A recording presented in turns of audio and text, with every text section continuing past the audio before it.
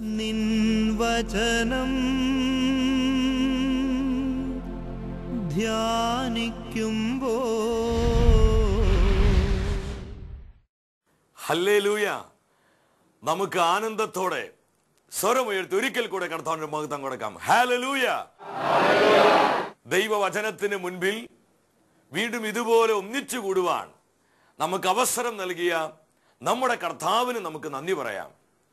ഈ ആത്മീയ ശുശ്രൂഷയിലേക്ക് കടന്നു വന്നിരിക്കുന്ന എല്ലാ ദൈവമക്കൾക്കും നമ്മുടെ കർത്താവായ യേശു ക്രിസ്തുവിന്റെ സ്നേഹവും സമാധാനവും ആശംസിക്കുകയാണ്. പ്രിയമുള്ളവരെ, ഈ ആത്മീയ ശുശ്രൂഷയിലുടനീളം ദൈവത്തിന്റെ പരിശുദ്ധാത്മാവ് കാലഘട്ടത്തിന് അഭിഷേകമായി കത്തിപ്പടരുവാൻ ആഗ്രഹിച്ചുകൊണ്ട് യേശു ക്രിസ്തുവിന്റെ അത്ഭുത നാമത്തിൽ വിശ്വസിച്ച് കർത്താവിന്റെ കറയില്ലാത്ത രക്തത്തെ വിളിച്ചു പ്രാർത്ഥിക്കാം. ഒരു നിമിഷം നിങ്ങൾക്ക് വേണ്ടി പ്രാർത്ഥിക്കാൻ പോവുകയാ. ഓ പൊന്നു പിതാവേ, അവിടുത്തെ പുത്രനും ഞങ്ങളുടെ കർത്താവുമായ യേശു ക്രിസ്തുവിന്റെ നാമത്തിൽ നിന്റെ ജനത്തിനു വേണ്ടി പ്രാർത്ഥിക്കുകയാണ്.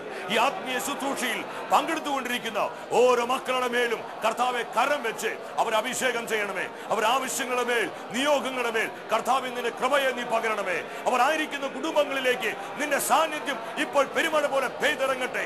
ഇസ്രായേൽ ജനത്തിന് വിട്ടുപിരിയാതെ അങ്ങയുടെ സാന്നിധ്യം അഗ്നിസ്തംഭമായി, മേഘസ്തംഭമായി നിറഞ്ഞു നിന്നതുപോലെ ഈ ആത്മീയ ശുശ്രൂഷയിൽ പങ്കെടുത്തുകൊണ്ടിരിക്കുന്ന എല്ലാ ദൈവമക്കളുടെ മേലും കർത്താവേ മഹത്വത്തിന്റെ തേജസ്സായി അങ്ങ് ഇറങ്ങി വരണമേ. പരിശുദ്ധാത്മാവേ, അങ്ങ് ചലിക്കണമേ. യേശുവിന്റെ രക്തം പെരുമഴ പോലെ പെയ്തിറങ്ങട്ടെ. പ്രിയമുള്ളവരെ, കർത്താവിന്റെ രക്തത്തെ വിളിച്ച് പ്രാർത്ഥിക്കുക. യേശുവിന്റെ രക്തം ഇതാ പെരുമഴ പോലെ, നദി പോലെ നമ്മുടെ ജീവിതങ്ങളിൽ ഒഴുകപ്പെടുന്നു. Hallelujah, hallelujah. രക്തത്താൽ എന്നെ കഴുകണമേ, തിരുച്ചോരത്തുള്ളിയാൽ കഴുകണമേ. തിരുരക്തത്താലേ, തിരുച്ചോരയാലേ ഞങ്ങളെ പൂർണ്ണമായി കഴുകണമേ. വിശ്വാസത്തോടെ തിരുരക്തത്തെ വിളിച്ച് പ്രാർത്ഥിക്കാം. ഹല്ലേലൂയ, ഹല്ലേലൂയ, ഹല്ലേലൂയ. ഹല്ലേലൂയ, ഹല്ലേലൂയ.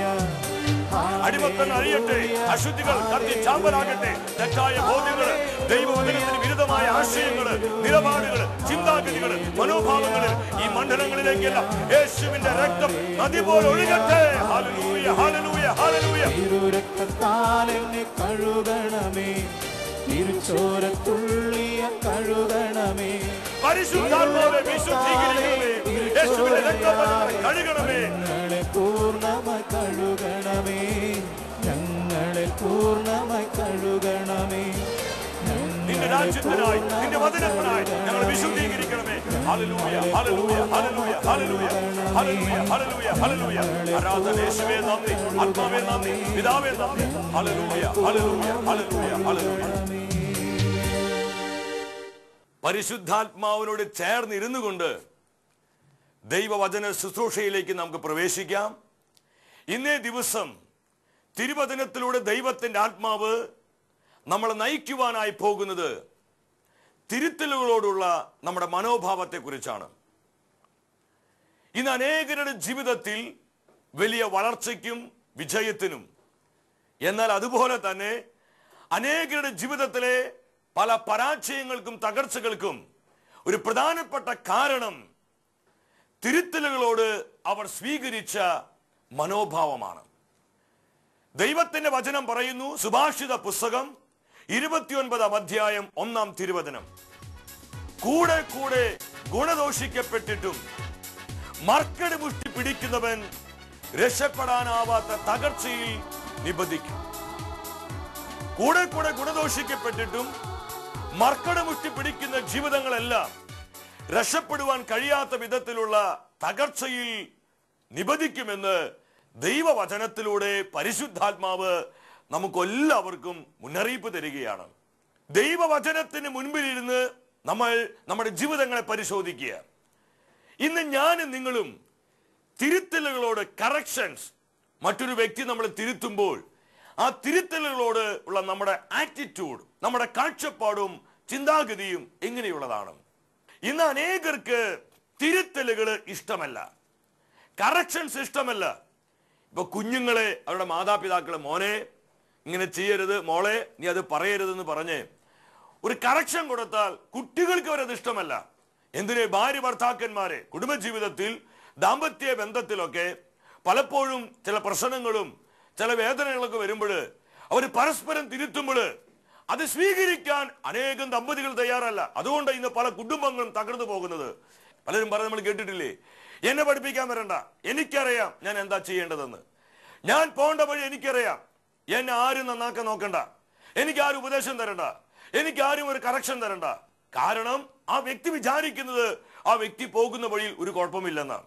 ഈ അടുത്ത നാളുകളിൽ ഒരു സഹോദരി വളരെ ഭാരത്തോടു കൂടി വന്ന് ഇപ്രകാരം പങ്കുവെച്ചു. സഹോദരിയുടെ ഭർത്താവ് പ്രാർത്ഥിക്കുന്ന മനുഷ്യനാണ്, കർത്താവിനെ കണ്ടുമുട്ടിയ വ്യക്തിയാണെന്നാണ് ആ സഹോദരി എന്നോട് പങ്കുവെച്ചത്. അവൾ ഇപ്രകാരം പറഞ്ഞു, എന്റെ ഭർത്താവിനെ മറ്റൊരു സ്ത്രീയുമായി ഒരു തെറ്റായ ബന്ധമുണ്ട്. ഇത് ഈ സഹോദരിക്ക് മനസ്സിലായി. ആ കാര്യത്തെക്കുറിച്ച് പറഞ്ഞു കഴിഞ്ഞപ്പോൾ ഈ മനുഷ്യൻ പറയാണ്, എനിക്കറിയാം അത് തെറ്റാണെന്ന്, പക്ഷേ എന്നെ തിരുത്തുവാൻ നീ വരണ്ട. ഈ കാര്യങ്ങളെല്ലാം സഹിച്ചും ഇതൊക്കെ മനസ്സിലാക്കിയും അംഗീകരിച്ചും എന്നോട് കൂടി കഴിയാമെങ്കിൽ മാത്രം നീ എന്റെ ഭാര്യയായി തുടർന്നാ മതി, അല്ലെങ്കിൽ നീ ഇറങ്ങിപ്പോയിക്കോ, എനിക്ക് നിന്നെ ആവശ്യമില്ല. ആ ഭാര്യ തന്റെ ഭർത്താവിന്റെ ജീവിതത്തിൽ സംഭവിച്ച ഒരു തിന്മയെ കറക്റ്റ് ചെയ്ത് കഴിഞ്ഞപ്പോൾ, അത് തിരുത്തുവാനായി പരിശ്രമിച്ചപ്പോൾ അദ്ദേഹം പറയാണ്, എന്നെ പഠിപ്പിക്കാൻ വരണ്ട, എന്നെ തിരുത്താൻ വരണ്ട, ഇതൊക്കെ കണ്ടും കേട്ടും സഹിച്ചും എന്റെ കൂടെ കഴിയാമെങ്കിൽ മാത്രം എന്റെ ഭാര്യയായി നീ ജീവിച്ചാൽ മതി. പ്രിയ ദൈവമക്കളെ, ഇന്ന് തിരുത്തലുകൾ നമ്മൾ ഇഷ്ടപ്പെടുന്നില്ലെങ്കിൽ അതിന് പ്രധാന കാരണം നമ്മിലുള്ള അഹങ്കാരമാണ്. അഹങ്കാരമുള്ള വ്യക്തികൾക്ക് തിരുത്തലുകളെ പോസിറ്റീവായി കാണുവാനും സ്വീകരിക്കുവാനും കഴിയുകയില്ല. നമ്മുടെ ഏറ്റവും വലിയ ശത്രു എന്ന് പറയുന്നത് നമ്മൾ തന്നെയാണ്, നമ്മളിലുള്ള സ്വയമാണ്, നമ്മുടെ ഈഗോ. ഈ ഈഗോ തകർന്നെങ്കിലേ നമ്മുടെയൊക്കെ ജീവിതങ്ങളിൽ കർത്താവ് വെളിപ്പെടുകയുള്ളൂ, കർത്താവിന്റെ സാന്നിധ്യം ആ തലങ്ങളിലെല്ലാം വ്യാപരിക്കുകയുള്ളൂ. അതുകൊണ്ട് സുഭാഷിത പുസ്തകത്തിൽ ദൈവാത്മാവ് പറഞ്ഞത്, പരിഹാസകനെ തിരുത്തുന്നവനെ ശകാരം കേൾക്കേണ്ടി വരും. നമ്മൾ കണ്ടിട്ടില്ല, ചില വ്യക്തികൾ തിരുത്താൻ പോകുമ്പോൾ, ചില വ്യക്തികൾ ചില കറക്ഷൻ കൊടുക്കാൻ പോകുമ്പോൾ അവർ പെട്ടെന്ന് ഷൗട്ട് ചെയ്യുന്നു, അവർ പെട്ടെന്ന് ചൂടാവുന്നു, അവർ പെട്ടെന്ന് മറുതലിക്കുന്നു. കാരണം എന്താ? ആ വ്യക്തിയുള്ള അഹങ്കാരമാണ്. പരിഹാസകനെ തിരുത്തുന്നവന് ശകാരം കിട്ടും, ദുഷ്ടനെ കുറ്റപ്പെടുത്തുന്നവനെ ശതമേൽക്കേണ്ടി വരും. എത്ര കൃത്യമാണ് ഈ വചനം നമ്മളെ പഠിപ്പിക്കുന്നത്. കർത്താവിന്റെ ശിഷ്യഗണത്തിലെ പ്രധാനപ്പെട്ട 2 ശിഷ്യന്മാരുടെ ജീവിതത്തിലൂടെ, അപ്പോസ്തലന്മാരുടെ ജീവിതത്തിലൂടെ പരിശുദ്ധാത്മാവ് ഈ വിഷയത്തിന്റെ പ്രധാന ഭാഗത്തിലേക്ക് നമ്മളെ കൂട്ടിക്കൊണ്ടുപോവുക.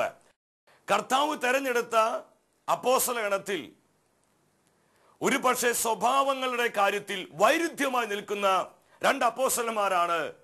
ഒന്ന് പത്രോസ് അപ്പോസ്തലനും 2 യൂദാസും. നമ്മൾ ഇതിൽ ഏത് ഗ്രൂപ്പിലാണ്, ആരുടെ മനോഭാവത്തിലാണ് നിൽക്കുന്നതെന്ന് സ്വയം പരിശോധിക്കണം. ഈ 2 അപ്പോസ്തലന്മാർക്കും കർത്താവ് കൃത്യമായി തിരുത്തലുകൾ നൽകി. എന്നാൽ അവർ ഈ തിരുത്തലുകളെ എപ്രകാരമാണ് സ്വീകരിച്ചത്, അതിന്റെ അടിസ്ഥാനത്തിലായിരുന്നു അവരുടെ ജീവിതത്തിൽ പിന്നീട് കാര്യങ്ങൾ സംഭവിച്ചത്. പത്രോസ് അപ്പോസ്തലൻ സഭയുടെ ആദ്യത്തെ മാർപ്പാപ്പയായി ഉയർത്തപ്പെട്ടുവെങ്കിൽ അതിന്റെ പ്രധാന കാരണം യേശു ക്രിസ്തു പത്രോസിലേക്ക് നൽകിയ ഓരോ താക്കീതുകളെയും, ഓരോ ശാസനകളെയും, ഓരോ തിരുത്തലുകളെയും വളരെ അനുഗ്രഹമായി, അത് പോസിറ്റീവായി സ്വീകരിക്കാൻ പത്രോസിലേക്ക് കഴിഞ്ഞു. യൂദാസിന്റെ പരാജയത്തിനും തകർച്ചയ്ക്കും നാശത്തിനും ഒരു പ്രധാന കാരണം കർത്താവ് നൽകിയ തിരുത്തലുകളെ വേണ്ട വിധത്തിൽ അത് കൃപയായി സ്വീകരിക്കാൻ കഴിയാതെ ഒരു നെഗറ്റീവായ മനോഭാവത്തിലേക്ക് യൂദാസ് പോയി. അത് അവന്റെ തകർച്ചയ്ക്ക് കാരണമായി. നമുക്ക് ആദ്യം പത്രോസ് അപ്പോസ്തലന്റെ ജീവിതത്തിലോട്ടൊന്ന് നോക്കാം. മത്തായിയുടെ സുവിശേഷം 16-ാം അധ്യായം, അവിടെ 21 മുതൽ 23 വരെയുള്ള തിരുവചനങ്ങൾ നമ്മൾ പഠിക്കുമ്പോൾ നമുക്ക് കാണുവാനായിട്ട് കഴിയും, നമ്മുടെ കർത്താവ് തനിക്ക് സംഭവിക്കാൻ പോകുന്ന പീഡാസഹനങ്ങളെ കുറിച്ചും തന്റെ കുരിശു മരണത്തെക്കുറിച്ചും 3-ാം ദിവസം മരണത്തെ തോൽപ്പിച്ച് താൻ ഉദ്യതനാകുന്ന ആ മഹത്തരമായ സംഭവങ്ങളെ കുറിച്ചെല്ലാം തന്റെ പ്രിയപ്പെട്ട ശിഷ്യന്മാരോട് കർത്താവ് പറഞ്ഞുകൊണ്ടിരിക്കുക. ഇതെല്ലാം പറഞ്ഞുകൊണ്ടിരിക്കുമ്പോൾ ശിഷ്യ സമൂഹത്തിൽ നിന്ന് നമ്മുടെ പത്രോസ് അപ്പോസ്തലൻ കർത്താവിനെ മാറ്റി നിർത്തിയിട്ട് കർത്താവിനെ നോക്കി ഒരു കാര്യം പറഞ്ഞു. തികച്ചും മാനുഷികമായ ഒരു കാര്യമാണ്. പത്രോസ് യേശുവിനെ മാറ്റി നിർത്തി തടസ്സം പറയാൻ തുടങ്ങി. ദൈവം കനിയട്ടെ. കർത്താവേ, ഇതൊരിക്കലും നിനക്ക് സംഭവിക്കാതിരിക്കട്ടെ. നമ്മൾ മാനുഷികമായി ചിന്തിച്ച പത്രോസ് അപ്പോസ്തലൻ പറഞ്ഞതിൽ വല്ല തെറ്റുണ്ടോ സഹോദര? എത്രമാത്രം സ്നേഹമുള്ള വാക്കുകളെ പറഞ്ഞേ. കർത്താവേ, ഈ പീഡാസഹനങ്ങളും ഈ കഷ്ടങ്ങളും ഈ വലിയ ത്യാഗങ്ങളൊന്നും നിനക്ക് സംഭവിക്കാതിരിക്കട്ടെ. നമുക്ക് തോന്നാം കർത്താവിനോടുള്ള വലിയ സ്നേഹം കൊണ്ടാണ് പത്രോസ് ഇത് പറഞ്ഞതെന്ന്. എന്നാൽ തികച്ചത് മാനുഷികമാണ്. എന്നാൽ പത്രോസിന്റെ വാക്കുകളിൽ ഒളിഞ്ഞിരിക്കുന്ന ആ വലിയ വഞ്ചനയെക്കുറിച്ചും രക്ഷാകര പദ്ധതിയിൽ നിന്ന് തന്നെ പിന്മാറ്റുവാനുള്ള ശത്രുവായ പിശാചിന്റെ വഞ്ചനയാണെന്നും ഈ വാക്കുകളെന്ന് നമ്മുടെ കർത്താവ് തിരിച്ചറിഞ്ഞു. അതുകൊണ്ട് 23-ാം തിരുവചനത്തിൽ യേശു എന്താ ചെയ്തത്? യേശു തിരിഞ്ഞ് പത്രോസിനോട് പറഞ്ഞു, സാത്താനെ, ദൂരെ പോവുക, നീ എനിക്ക് പ്രതിബന്ധമാണ്. നിന്റെ ചിന്ത ദൈവികമല്ല, മാനുഷികമാണ്. ഞാൻ ചിന്തിച്ചു, കർത്താവ് പറഞ്ഞ ഈ വാക്ക് കേട്ട് ഞെട്ടിപ്പോയി. എന്ന പരിപാടിയാണ് നമ്മുടെ കർത്താവ് ചെയ്തത്. അവിടെ യോഹന്നാൻ നിപ്പുണ്ട്, അന്ത്രയോസ് ഉണ്ട്, പീലിപ്പോസ് ഉണ്ട്. ശിഷ്യന്മാരെല്ലാം നിൽക്കുമ്പോൾ പത്രോസിന്റെ മുഖത്ത് നോക്കി കർത്താവ് ഒരു വിളിച്ച് എന്നെ വിളിച്ചെന്നറിയോ? സാത്താനെ, ദൂരെ പോ. ഇതുപോലെ കർത്താവിനെ സ്നേഹിക്കുന്ന, ഇതുപോലെ കർത്താവിന്റെ പട്ടിച്ചേർന്ന് നിന്ന പത്രോസിനെ നോക്കി കർത്താവ് വിളിച്ച വിളിയാണ്, സാത്താനെ, നീ ദൂരെ പോ. നമ്മളെ ആരെങ്കിലും നമ്മൾ വളരെ സ്നേഹിക്കുന്ന, നമ്മളെ കരുതുന്ന ആരെങ്കിലും നമ്മെ നോക്കി, അതും നമ്മുടെ കൂട്ടായ്മയുടെ മുമ്പിൽ വെച്ചോ സമൂഹത്തിന് മുമ്പിൽ വെച്ചോ സാത്താൻ എന്ന് വിളിച്ച നമ്മുടെ മനോഭാവം എന്തായിരിക്കും? എന്നാൽ പത്രോസിനെ നമ്മൾ ശ്രദ്ധിക്കണം. ഇവിടെയാണ് പത്രോസിന് വിജയം ഇരിക്കുന്നത്. പ്രിയ ദൈവത്തിന്റെ പൈതലേ, ഞാനും നിങ്ങളും ഈ ദൈവവചനത്തോട് വെളിപ്പെടുന്ന അഭിഷേകത്തെ കൃത്യമായി തിരിച്ചറിയണം. നമ്മുടെ ജീവിതത്തിൽ വിജയം വേണോ? അനുഗ്രഹത്തിന് കവിഞ്ഞൊഴുക്ക് വേണോ? അഭിഷേകത്തിന് നിറവ് വേണോ? പരിശുദ്ധാത്മ നൽകുന്ന ഈ ആലോചന നമ്മൾ കൃത്യമായി മനസ്സിലാക്കണം. ഇവിടെ ഏതാനും മണിക്കൂറുകളെ കഴിഞ്ഞുള്ളൂ. നമ്മൾ യോഹന്നാന്റെ സുവിശേഷവുമായി ബന്ധപ്പെടുത്തി പഠിക്കുമ്പോഴാണ് ഈ വചനത്തിന്റെ പ്രസക്തി നമുക്ക് മനസ്സിലാക്കാൻ പറ്റുക. യോഹന്നാന്റെ സുവിശേഷം 6-ാം അധ്യായം ഞാൻ ഈ തിരുവചനഭാഗം വായിച്ചപ്പോൾ അവിടെ എല്ലാവരും പത്രോസിനെ നോക്കിക്കൊണ്ടിരിക്കുക. പക്ഷെ പത്രോസിന് യാതൊരു ഭാവമാറ്റവുമില്ല. കാരണം പത്രോസ് അത് വളരെ പോസിറ്റീവായിട്ട് സ്വീകരിച്ച് കർത്താവ് കൊടുത്ത ഈ തിരുത്തലുകളെ, കർത്താവ് കൊടുത്ത കറക്ഷൻ വളരെ പോസിറ്റീവായി പത്രോസ് സ്വീകരിച്ചത്. അതിന് തെളിവുണ്ട്, വചനം പഠിപ്പിക്കുന്നുണ്ട്. യോഹന്നാന്റെ സുവിശേഷം 6-ാം അധ്യായത്തിലേക്ക് വരുമ്പോൾ കർത്താവ് തന്റെ ശരീരത്തെക്കുറിച്ചും തന്റെ രക്തത്തെക്കുറിച്ചും പരിശുദ്ധ കുർബാനയെ കുറിച്ചും മനോഹരമായി തന്റെ കൂടെ നടന്ന ശിഷ്യ സമൂഹത്തെ നോക്കി യേശു പഠിപ്പിച്ചു. യേശു പറഞ്ഞു, സ്വർഗത്തിൽ നിന്ന് ഇറങ്ങി വന്ന ജീവനുള്ള അപ്പം ഞാനാണ്. ഇത് കേട്ട് അവന്റെ ശിഷ്യന്മാർ പലരും പറഞ്ഞു, ഈ വചനം കഠിനമാണ്, ഇത് ശ്രവിക്കാൻ, ഇത് മനസ്സിലാക്കാൻ ആർക്ക് കഴിയും? ഇത് പറഞ്ഞ് അവർ യേശുവിൽ ഇടറുവാൻ തുടങ്ങി. വീണ്ടും 66-ാം തിരുവചനത്തിലോട്ട് വരിക. ഇതിനുശേഷം അവന്റെ ശിഷ്യന്മാർ വളരെ പേർ അവനെ വിട്ടുപോയി. അവർ പിന്നീട് ഒരിക്കലും അവന്റെ കൂടെ നടന്നില്ല. യേശുവിന്റെ വാക്കുകളെ, യേശു വെളിപ്പെടുത്തിയ ആത്മീയ സത്യങ്ങളെ വേണ്ട വിധത്തിൽ സ്വീകരിക്കുവാനോ വിശ്വസിക്കുവാനോ ആ ശിഷ്യന്മാർക്കൊന്നും കഴിഞ്ഞില്ല. അനേകർ യേശുവിനെ വിട്ടുപോയി. 12 പേര് തനിച്ചായി.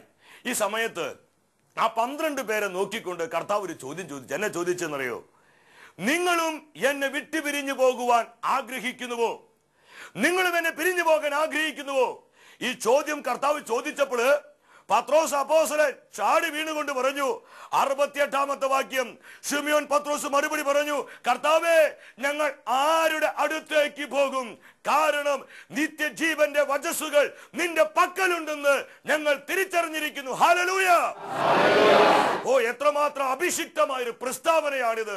കർത്താവേ, നിന്റെ വാക്കുകള് നിത്യജീവന്റെ വചനങ്ങളാണ്, ഞങ്ങൾ മനസ്സിലാക്കുന്നു. സാത്താനെ, നീ ദൂരെ പോ എന്ന് പത്രോസിനെ കർത്താവ് വിളിച്ചപ്പോൾ ആ വാക്കുകൾ പത്രോസ് എങ്ങനെയായിട്ട് തോന്നിയത്? നിത്യജീവന്റെ വചനങ്ങളായിട്ട്.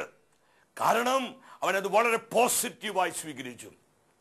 എല്ലാവരുടെ മുമ്പിൽ വെച്ച് കർത്താവ് ഒരു കറക്ഷൻ കൊടുത്തപ്പോൾ അതിനോട് പിറുപിറുക്കുകയോ മറുതലിക്കുകയോ എതിർപ്പിലേക്ക് പോവുകയോ കർത്താവുമായിട്ടുള്ള കൂട്ടായ്മ വിച്ഛേദിക്കുകയല്ല പത്രോസ് ചെയ്തത്.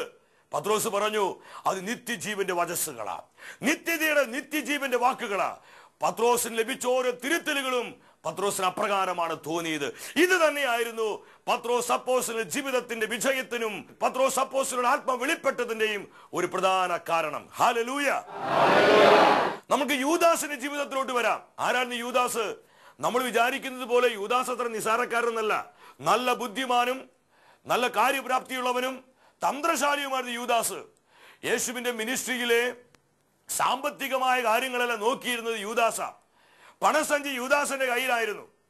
കർത്താവിന് വളരെ വ്യക്തമായിട്ട് അറിയാമായിരുന്നു ഈ പണസഞ്ചിയിൽ വീഴുന്ന പണമെല്ലാം അത്യാവശ്യം യൂദാസ് എടുത്ത് തന്റെ പോക്കറ്റിൽ വെക്കുന്ന കാര്യം കൃത്യം കർത്താവിന് അറിയാമായിരുന്നു. അതുകൊണ്ട് തന്നെ യേശുവും ശിഷ്യന്മാരും ലാസറിന്റെ ഭവനത്തിലോട്ട് വന്നു. അങ്ങനെ ലാസർ ഉയർപ്പിച്ചതിന് ശേഷം ലാസറിന്റെ സഹോദരിമാരായ മർത്തായും മറിയായും ചേർന്ന് അവരെ പരിചരിച്ചു. ഈ ഭക്ഷണത്തിൽ ഈ പന്തിയിൽ അവരിയ്ക്കുന്ന സമയത്ത് മറിയം വിലയേറിയ സുഗന്ധ തൈലം എടുത്ത് യേശുവിന്റെ പാദത്തിൽ ഒഴുക്കിക്കളഞ്ഞു. ഇത് കണ്ടപ്പോൾ യൂദാസ് വിളിച്ചു പറഞ്ഞു, യോഹന്നാന്റെ സുവിശേഷം 12-ാം അധ്യായം 5-6 തിരുവചനങ്ങള്, എന്തുകൊണ്ട് ഈ തൈലം 300 ധനാരയ്ക്ക് വിറ്റ് ദരിദ്രർക്ക് കൊടുത്തില്ല? വചനം കൃത്യമായിട്ട് പറയാ, അവൻ ഇത് പറഞ്ഞത് അവന് ദരിദ്രരോട് പരിഗണന ഉണ്ടായിരുന്നത് കൊണ്ടല്ല, പിന്നെ അവനൊരു കള്ളനായിരുന്നത് കൊണ്ടും പണസഞ്ചി അവന്റെ കയ്യിലായിരുന്നത് കൊണ്ടും അതിൽ വീഴുന്നത് അവൻ എടുത്തിരുന്നത് കൊണ്ടുമാണ് അവൻ ഈ പ്രസ്താവന യേശുവിന്റെയും ശിഷ്യന്മാരുടെ മുമ്പിൽ വെച്ച് യൂദാസ് വിളിച്ചു പറഞ്ഞത്. ഇത് കർത്താവിന് മനസ്സിലായി. ഉടനെ കർത്താവ് ഇൻഡയറക്റ്റ് ആയിട്ട് ആർക്കും മനസ്സിലാവാത്ത വിധത്തിൽ, എന്നാൽ യൂദാസിന്റെ കാര്യം മനസ്സിലാക്കണം എന്നുള്ള വിധത്തില് പത്രോസിനെ പരസ്യമായി ശാസിച്ചെങ്കിൽ യൂദാസിനെ പരസ്യമായിട്ടല്ല, അവന് മാത്രം മനസ്സിലാകുന്ന ഭാഷയിൽ യേശു അവനോട് പറഞ്ഞു, യൂദാസേ, ദരിദ്രർ എപ്പോഴും നിങ്ങളുടെ കൂടെ ഇല്ലേ? ഇവൾ എനിക്ക് വേണ്ടി ഒരു നല്ല കാര്യം ചെയ്തിരിക്കുന്നു എന്ന് നിങ്ങൾ വിചാരിച്ചാൽ മതി. ദരിദ്രർ എപ്പോഴും നിങ്ങളുടെ കൂടെ ഇല്ലേ എന്ന് ചോദിച്ചുകൊണ്ട് യൂദാസ് പറഞ്ഞ പ്രസ്താവനയെ കർത്താവ് മുറിക്കുകയാണ്. പക്ഷേ ആ കറക്ഷൻ, അതൊരു കറക്ഷൻ ആയിരുന്നു. അത് സ്വീകരിക്കാൻ യൂദാസിന് കഴിഞ്ഞില്ല. അവന്റെ ഹൃദയത്തിൽ കർത്താവിന്റെ വെറുപ്പ് വരാൻ തുടങ്ങി. അവന്റെ ഹൃദയത്തിൽ പക വരാൻ തുടങ്ങി. ഇതൊരു എതിർപ്പിലേക്ക് യൂദാസ് പോവുക. മത്തായിയുടെ സുവിശേഷവും ഈ തിരുവചന ഭാഗം എടുത്ത് നമ്മൾ പഠിക്കുമ്പോൾ അതിന്റെ സമാന്തര ഭാഗം നമ്മൾ എടുത്ത് പരിശോധിക്കുമ്പോൾ കാണുവാൻ കഴിയും. ഈ സംഭവത്തിന് ശേഷം യൂദാസ് എന്താ ചെയ്തെന്നറിയോ? പ്രധാന പുരോഹിതന്മാരുടെയും നിയമജ്ഞരുടെയും അടുക്കൽ ചെന്ന് യൂദാസ് ചോദിച്ചു, യേശുവിനെ പിടിച്ചു തന്നാൽ നിങ്ങൾ എനിക്ക് എന്താണ് തരിക? ഇപ്രകാരം ഒരു പ്രവർത്തിക്ക് യൂദാസിനെ കൂടുതൽ പ്രേരിപ്പിച്ചതിന് കാരണം കർത്താവിന്റെ ശാസന, കർത്താവിന്റെ തിരുത്തല് യൂദാസിനെ അത്രങ്ങ് പിടിച്ചില്ല. പ്രിയ ദൈവമക്കളെ, ഞാൻ ആത്മാവിൽ നിങ്ങൾ വിളിച്ചു പറയട്ടെ, കർത്താവിന്റെ കയ്യിലെ ഒരു വിശുദ്ധ പാത്രമായി മാറാൻ നിങ്ങൾ ആഗ്രഹിക്കുന്നുവെങ്കിൽ, ഈ നാളുകളിൽ ദൈവാനുഗ്രഹത്തിന് പകർച്ചയാൽ നമ്മുടെ ജീവിതങ്ങൾ നിറയപ്പെടുവാൻ നിങ്ങൾ ആഗ്രഹിക്കുന്നുവെങ്കിൽ, കാലഘട്ടത്തിന്റെ അഭിഷേകത്താൽ ദൈവത്തിന്റെ ആത്മാവ് നമ്മുടെ ജീവിതങ്ങളെ ഉപയോഗിക്കുവാൻ നിങ്ങൾ ആഗ്രഹിക്കുന്നുവെങ്കിൽ, നമ്മുടെ എല്ലാം ജീവിതങ്ങള് അനേകർക്ക് ഒരു അനുഗ്രഹമായി അഭിഷേകമായി മാറുവാൻ നിങ്ങൾ ആഗ്രഹിക്കുന്നുവെങ്കിൽ, തിരുത്തലുകളെ പോസിറ്റീവായി സ്വീകരിക്കാനും അത് നമ്മുടെ നന്മയ്ക്കും വളർച്ചയ്ക്കുമാണെന്ന് ചിന്തിച്ച് അതിനോട് ശരിയായ വിധത്തിൽ പ്രതികരിക്കാനും എനിക്കും നിങ്ങൾക്കും കഴിയണം. ഇവിടെ യൂദാസിനത് കഴിഞ്ഞില്ല. യൂദാസിനത് നെഗറ്റീവായിട്ട് തോന്നി. എന്താ സംഭവിച്ചതെന്നറിയോ? നമുക്കറിയാം. മത്തായിയുടെ സുവിശേഷം 27-ാം അധ്യായം 5-ാം തിരുവചനത്തിൽ പറയാ, വെള്ളി നാണയങ്ങൾ ദേവാലയത്തിലേക്ക് വലിച്ചെറിഞ്ഞിട്ട് അവൻ പോയി കെട്ടി ഞാന്ന് ചത്തു. അവൻ ആത്മഹത്യ ചെയ്തു. അവന്റെ ജീവിതത്തെ അവൻ നശിപ്പിച്ച് കളയുകയാണ്. യൂദാസ് ഇതുപോലെ പരാജയപ്പെട്ടതിന്റെ ഒരു പ്രധാന കാരണം കർത്താവ് നൽകിയ തിരുത്തലുകളെ അവൻ വേണ്ട വിധത്തിൽ സ്വീകരിച്ചില്ല. എന്നാൽ പത്രോസിന്റെ ജീവിതത്തിൽ ഉയർച്ചയ്ക്കും വിജയത്തിനും കാരണം കർത്താവിന്റെ തിരുത്തലുകളെ അവൻ നിത്യജീവന്റെ വചസ്സുകളായി അവൻ അനുഭവപ്പെടുകയാണ്. പ്രിയ ദൈവമക്കളെ, ഞാനും നിങ്ങളും ഇതിലേത് ഗ്രൂപ്പിലാണ് പെടുന്നത്? നമ്മൾ പത്രോസിന്റെ മനോഭാവത്തിലാണോ വളരുന്നത്, അതോ യൂദാസിന്റെ മനോഭാവത്തിലാണോ? ശ്രദ്ധിക്കുക. കർത്താവിന് നമ്മൾ പ്രയോജനമുള്ളവരായി മാറണമെങ്കിൽ ഇന്ന് വചനത്തിലൂടെ ദൈവാത്മാവ് നൽകിയ ഈ ആലോചനകളെ അഭിഷേകമായി നമ്മുടെ ജീവിതത്തിലേക്ക് സ്വീകരിക്കുക. കർത്താവിന്റെ സാന്നിധ്യം പെരുമഴയായി നമ്മളിൽ പെയ്യട്ടെ. അതിന് വിരുദ്ധമായി പിശാച് നമ്മുടെ ജീവിതത്തിൽ വിതച്ചിരിക്കുന്ന സകല കളകളെയും പിഴുതു കളയുവാൻ പരിശുദ്ധാത്മാവിനെ അനുവദിക്കുക. ഈ ശുശ്രൂഷയിലൂടെ ഒരു പുത്തൻ തീരുമാനമെടുക്കുക. എന്റെ കൂടെ നിൽക്കുന്നവരെ, എന്റെ അധികാരികള്, എന്റെ പ്രിയപ്പെട്ടവരെ, അവരെന്റെ ജീവിതത്തിന്റെ വളർച്ചയ്ക്കും നന്മ കൃപയ്ക്കും ഒരു കറക്ഷൻ തരുമ്പോൾ, ഒരു തിരുത്തൽ തരുമ്പോൾ, കർത്താവേ ഞാനത് വേണ്ട വിധത്തിൽ, ശരിയായ വിധത്തിൽ സ്വീകരിക്കും. ഈ ഒരു തീരുമാനത്തോടെ തുറന്നു വരുന്ന ആരാധന ശുശ്രൂഷയിലൂടെ കർത്താവ് പകരുന്ന അഭിഷേകത്തെ നമുക്ക് ഏറ്റെടുക്കാം. അങ്ങനെ ഈ ലോകത്തിൽ ദൈവത്തിന് മഹത്വമായി നമുക്ക് പ്രകാശിക്കാം. ദൈവം നമ്മളെല്ലാവരെയും സമൃദ്ധമായി അനുഗ്രഹിക്കട്ടെ. നിത്യസ്നേഹത്താൽ എന്നെ സ്നേഹിച്ചു, നിത്യസ്നേഹത്താൽ എന്നെ സ്നേഹിച്ചു.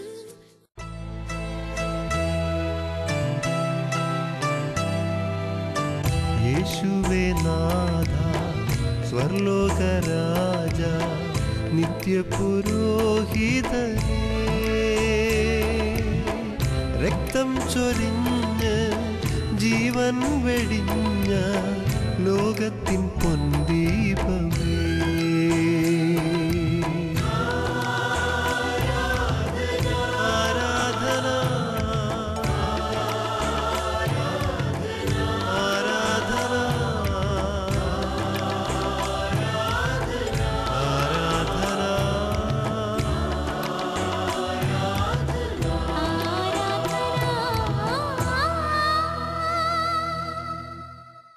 നമ്മെ വിശുദ്ധീകരിക്കുന്നവനായ ദൈവം